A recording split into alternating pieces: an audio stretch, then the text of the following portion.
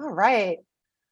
So, Okay. Sunita, I am so excited to talk to you for a couple reasons. One, you are the reason that I am part of this amazing IWEC community. I got introduced to you through your colleague and friend Reggie, my friend and our customer. So one, thank you, because it's been such an honor to get to know this incredible organization. No, absolutely. And I'm equally thrilled that Reggie spoke to me about you. And I heard a lot about you. And I said, I need to meet Wendy. And then, of course, we got connected. And he's a great colleague, great guy, Yes, like really somebody who adds a lot of value. So it's also a trust factor. If Reggie's introducing you to someone, that yes, feels credible. And I'm also very excited for you to be a part of the organization for, of course, various reasons. And I'm for you to be a part of it in person. We had two last year, two virtual ones. It was good, but it's never the same. yeah. Right? So, and it's the 15th year. It's a landmark year. It's a year of celebration.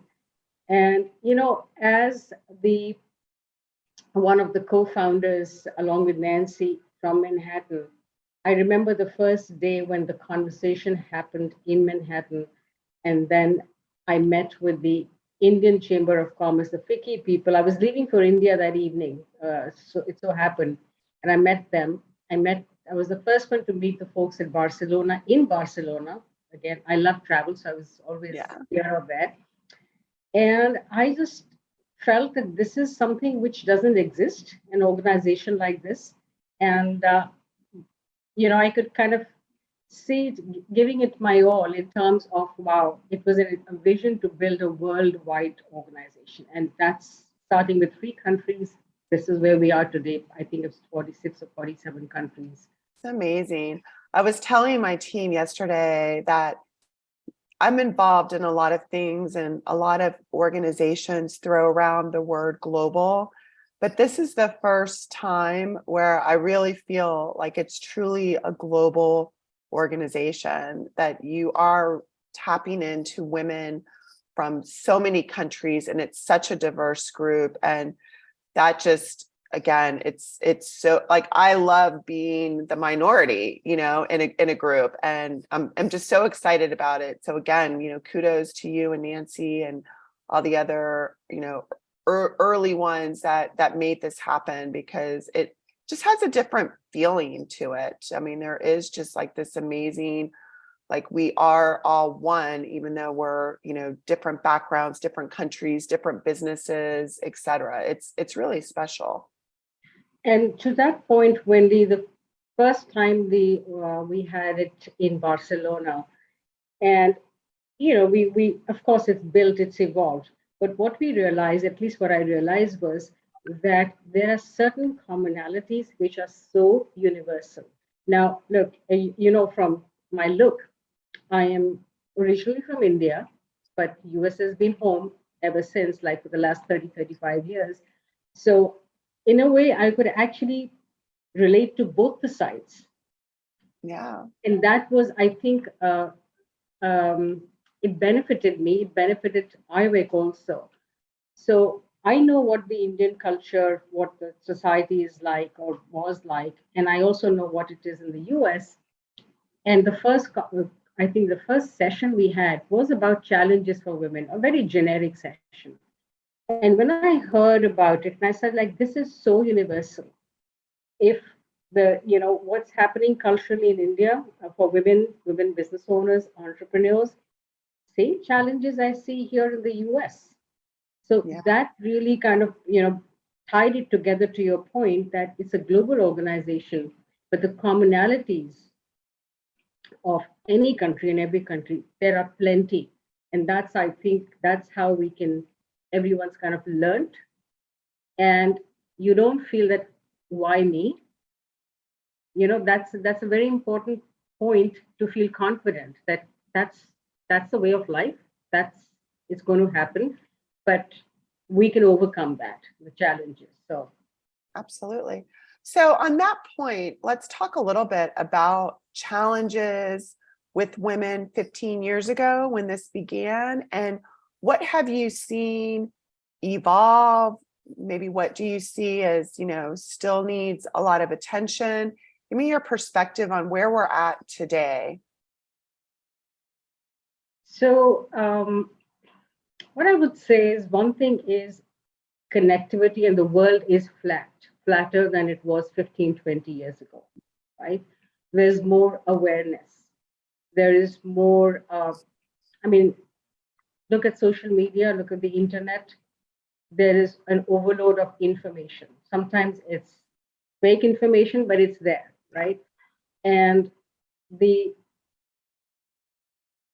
the other thing which I feel the women being more aware uh, and having that kind of support system, they've realized that there is benefit in creating a cohort, a network, and it's important. And what I see is that women are actually investing in themselves more now than they were doing before, which is really positive. And they are forming, uh, fair to say, formal networks. Because look, at any level anyone is, whether you own a business, you're a C suite woman, or you are the rank and file working, that wherever no one can do it alone. And that is where I think women have become aware that we need to stand by each other and expand our resources. When you start networking, you can expand your resources, your knowledge, greater awareness. In general, I think people travel much more, so they're exposed much more. I mean, traveling is the best way of learning. Yeah. All these factors, I feel that there used to be informal networks, but now it's really intentional. And sometimes you have to do something intentional to make things happen, to bring about a change. So it's not there yet 100%, but I think it's come a long way. And IWEC is one a body today, or it has been, which I would say has contributed greatly to creating this network. And that's what we call it, an IWEC network, Yeah. where women have connected with each other across the globe. And of course, the goal is, yes, you meet at the conference, you exchange ideas, you create a network, and continue to foster that relationship. As simple as creating a WhatsApp group of 200 women. Yeah. There is, I'm sure you've gone on that, and there's so much learning from that. Yeah. So that women have started to invest in themselves. And that investment to me doesn't mean that you always have to start a business, but just overall invest in yourself. So that's a change I see. Uh, Definitely long way to go, but a long way we've come along. Yeah. Absolutely. Yeah. Absolutely. Let's take a quick step back and tell us more about you and your story. My story. Okay.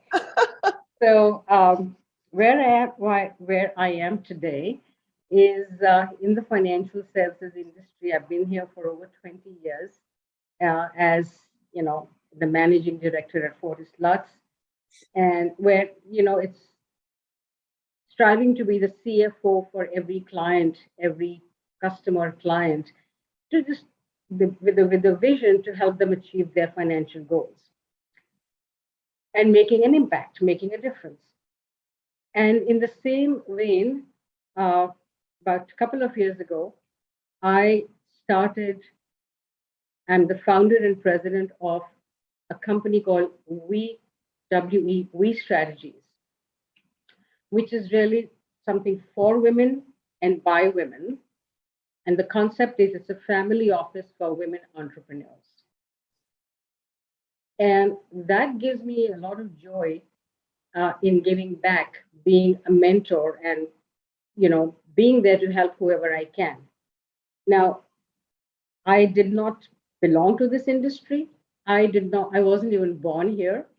So I'm an immigrant, and I would say that my chart was not curated. It wasn't, planned. But I have to say that along the journey, I came across some really good mentors and coaches, if you want to call them formal, informal, some great people who probably gave me the opportunity or opened the door for one opportunity in this industry. And thereafter, I think that my resilience, my determination, um, my desire to learn anytime, anywhere, anything, that helped me along the way to where I am today. And I feel that I couldn't have been here by myself. With that said, um, it's I realize it's time for me, it has been time for me to pay it forward, to give back. Because I feel that everyone needs that cohort around them, or you can't do it alone. So therefore, I want to give back. So today I call myself, and I am, I'm a mentor. I'm Yeah. still a learner. I'm an entrepreneur, and I'm an advisor.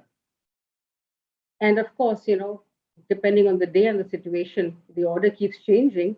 But that's what I feel that, and IWEC gave me the platform to really give this, to realize my thought, my passion. And I'll be ever fortunate that I got a chance to be involved with IWEC, because that's really what. So in that spirit, about 2 years ago when the pandemic started, I did for IWEC women entrepreneurs something called a Boss Lady Boot Camp. That's Mm. when 6-part series when women businesses were all businesses, but women were particularly challenged. So having a team that could give them resources, information, and just bring them all together. So that's my story. I think it's about it's come 360-degree, and I want to be in a place where I can actually give back more. Fantastic. That's incredible. Yeah, I find that whenever I've served as a mentor, I always get so much more learning than I feel like I ever pass on to the mentee. So it's definitely one of those things I've always found that, like, the more you give, like, you truly do just get back so much more. Yeah, so you've got to be a constant learner. I think that's something. Yeah. One more thing which I would say that what helped me through my story that you're asking me has been my resilience. Mm. There have been challenges. It hasn't been a smooth ride, the ups and downs like anybody else. The resilience and the ability to adjust and adapt, and especially as an entrepreneur, that is something which I think helped me a long way.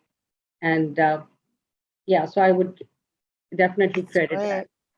Yeah, so maybe you just answered this next question, but what are the characteristics that you believe, women entrepreneurs, women leaders need to have in order to be successful and thrive? Yeah, so I shared with you, my experience and Yeah. what I thought, and I didn't know any better. But today, if I look back, that's those things that helped me. But working with other leaders, and times I've been in the situation, you have the situational leaders and you have the positional leaders, right? Mm. And I feel that the the key thing about leadership is an impactful leader will focus on issues, on projects, on people, and on certain pursuits. And all of this has to be impactful. So if they can impact someone, a cause, or a situation, or a business, I think between the back and forth and the pull and push of adversity, which is a part of life, and opportunity, how do you handle yourself? How do you if how do you see the quantitative and the qualitative? and you can balance the two? How can you humanize the hustle, which is imperative? Yeah. So, and of course, whether by inspiring, whether it's by being a role model or motivation, those are the things which I think I see are key traits for women. Look, I don't think leadership is gender specific. Yeah. Leadership is leadership. Yeah. And these traits I find are common. So, yeah. So for companies that may not have the diversity within their organization that perhaps they aspire to, what enhancements, what benefits have you seen when organizations really take a more deliberate approach to be more inclusive, leadership at the board, women leadership at the board level, women leadership at the leadership level? What do you see, that bringing to the table that might not otherwise be there? So that's an interesting question. First of all, companies have to, or those companies that realize the importance of, again, world is flat, right? Importance of and just of inclusivity and that diversity, which is of many kinds, but here we're talking about bringing in women. I think it's important for a company to know their why. Why should they be? Are they checking a box because Yeah. it's a talk of it's a Sure. trend, or is it that they have a real why to that? And the why could be because you want to give equal opportunity to equal talent, or but at the same time you want to have the diversity of different perspectives. It could be diversity of thought. All that could actually impact your business. So companies that understand what their why is, they tend to do this in a more authentic fashion. And it could be business imperative. And there's nothing wrong with it, because you want to reach out to a greater audience. You want to reach out to a greater, a bigger landscape. When we look at it, how women influence decisions at home, how women influence and what perspective they bring to the table, that can actually add to your bottom line and your top line. So again, understand what your why is. Is it business imperative? Is it a human element? Is it the fact that there is so much of talent and perspective and you want to have it all together? That's what I see that those companies actually do deliver and create a workspace where they get the best out of people. Yeah. No, that's amazing. So what is your vision for the future of women business leaders? What does the next 10, 15 years look like if you were to wave your magic wand? So interestingly, whether it's 5 years or 10 years or the time period you mentioned, my vision and my hope would be that companies and we would not be talking about women leaders. Oh, I love that. We'd be talking about leaders. Yes. I mean, that would be phenomenal, because then everyone's on parity, and people, for whatever reasons, have understood. So, and like I said before, leadership is not gender specific. Yeah. The ways and the styles might be different, and you need that sometimes. You need different perspectives.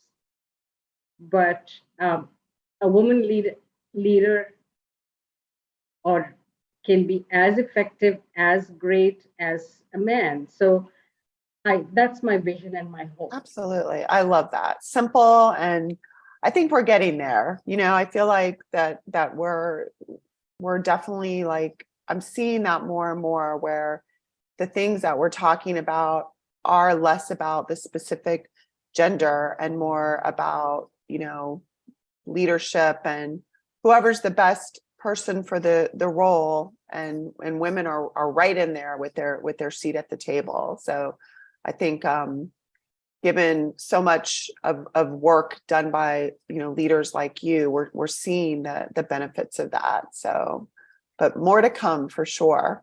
Yes. And you mentioned seat at the table, and you earlier asked me about what's changed. The other thing is that since women are more aware, some of them may speak out to have a seat at the table. The others are creating a seat for themselves. Absolutely. And that's phenomenal. And I also think that creating a seat at the table doesn't have to be in a corporation's conference room. Sure. Seat at the table can be when you can do something for yourself that you want to and you believe in and you can deliver. Absolutely. And Yeah. I keep going back to entrepreneurship, which is what facilitates a lot of this. For sure. Yeah, I look at it as, where can I have the most influence and impact? And that is a lot of different places. But Right. but really for the elevation of humanity, not just for the sake of influence, but like how to like truly, elevate humanity. Exactly. And What so you're based in the New York area, you're in a very, hustle bustle industry, financial services. What trends are you seeing in the workforce? Maybe, whether it's specific to women leaders or just in general that you want to share with other women leaders. so I think it's a common knowledge, like many other industries, financial services, and it's a very cliched statement, but the fact is a fact. It is a male dominated industry, Mm-hmm. like I said, many other industries. But what I found again in my experience of 20 years, there are certain things at the foundation level, if you have, overcoming those challenges is easier. It's not easy, it's easier. And ultimately, it's up to us to find the voice.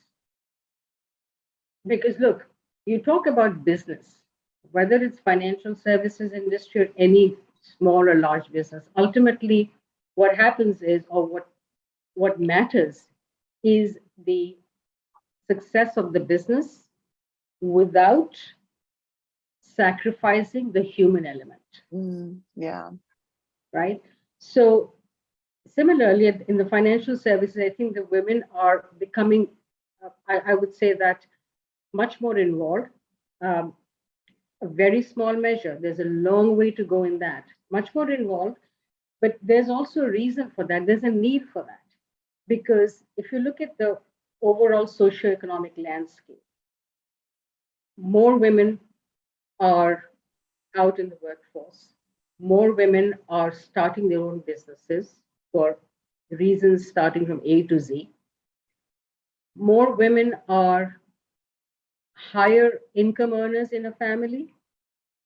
Without going into statistics, women are becoming more decision makers at home or in their place of work. And women, generally speaking, outlive men. So when you look at that, they need a place. They need a place where they can actually share their experiences. And especially in this industry, there is a need for women who can relate to other women, who can understand what the need for the families is and for the women business owners is. So from that perspective, what I would say is that the opportunity is tremendous and it's a hustle. Yeah. Like anything else, it's not easy, but it's simple. If you of or if an individual has that passion to create an impact, to make a difference. There are many ways of making a difference.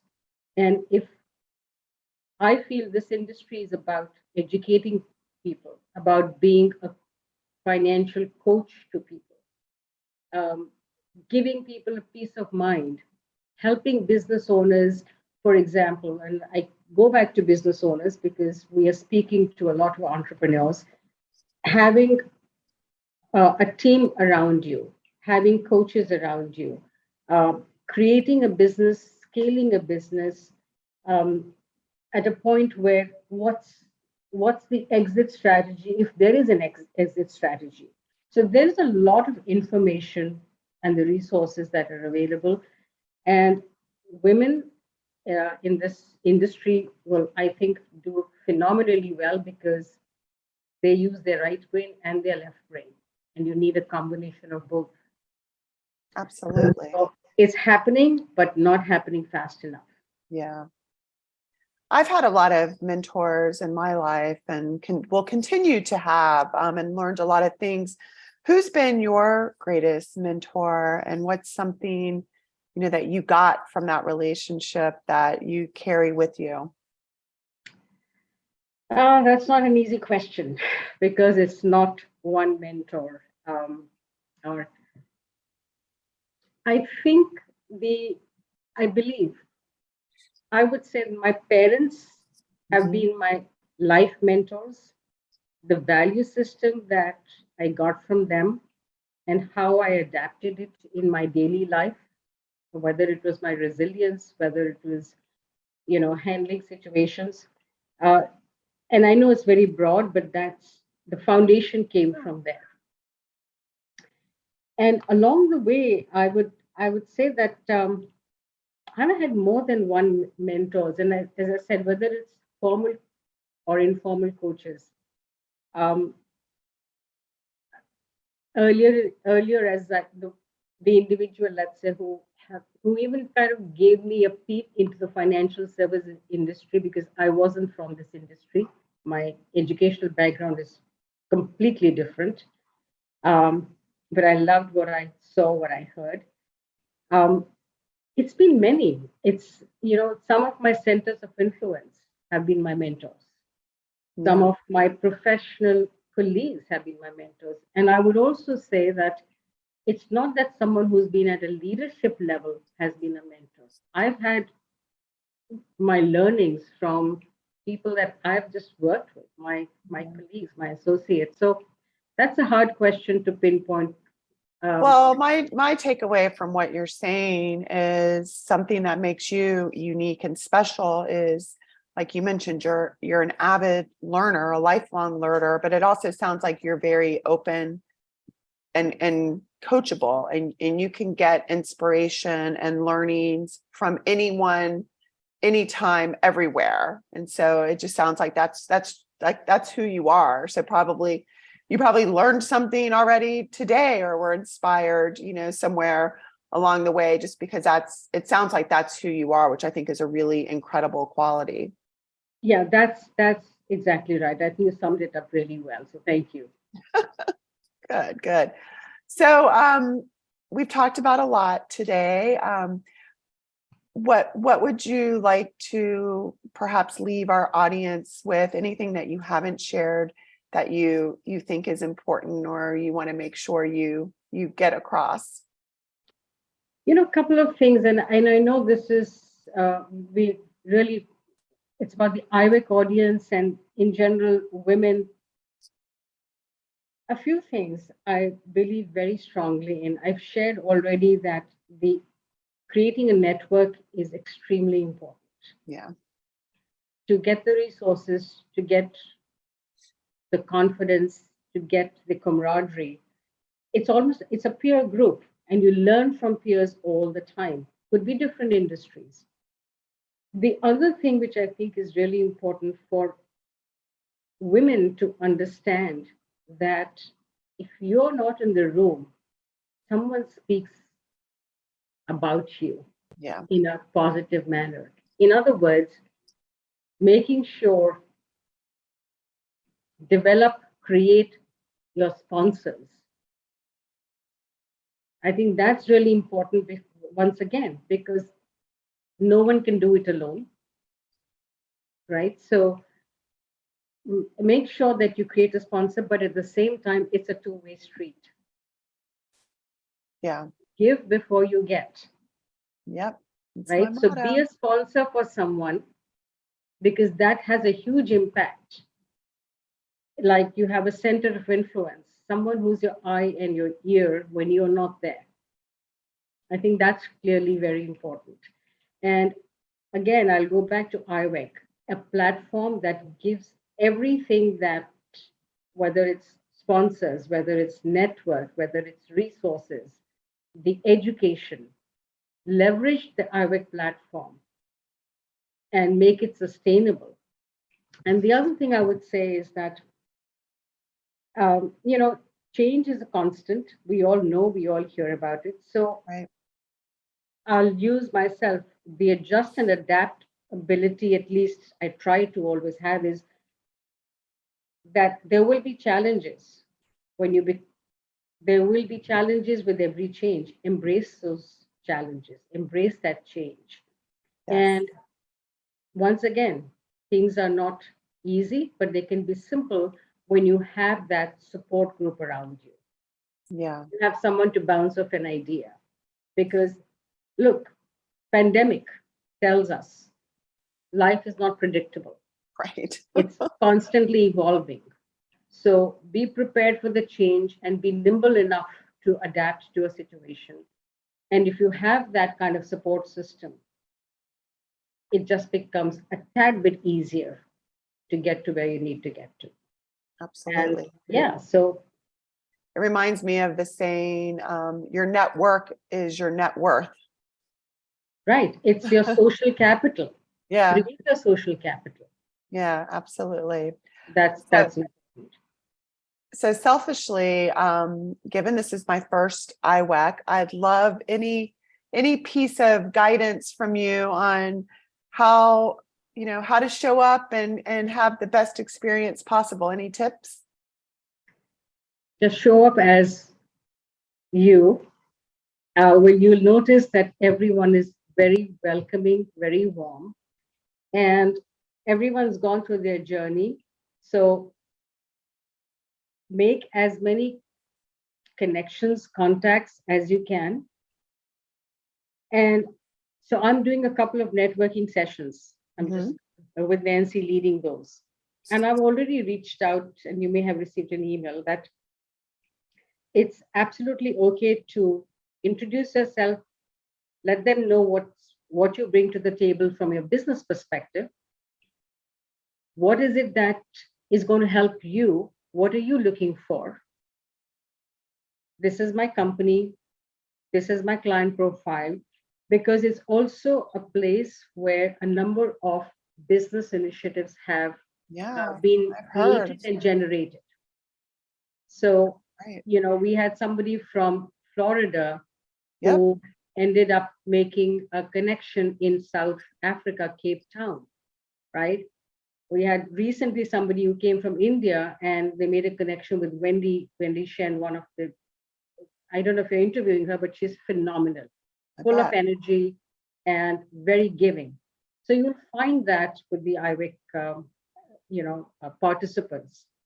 And the best part is, Wendy, that everyone's gone through pretty much the same journey, challenges. Some may have it faster, some slightly not. So it's a good peer group to have. So for you, reach out to as many people, share your story, ask them, and continue to create that relationship, the connection. I love And it. I and love I it. think it's perfectly fine and good to ask for help. That's one more thing about being vulnerable. I think Yeah, that's really important. I I don't know agree. where this will fit into the questions that you had, but when you talk about, what would help women and what does help any individual, any leader, be ready to be vulnerable, be your authentic self. That's perfect. That's the perfect way to conclude. So thank you. And I am so looking forward to seeing you in person on Monday. And yeah, this has been fantastic. Well, thank you very much. And again, once thrilled to have you as a part of the IWEC family, and looking forward to meeting you in person too. Yeah.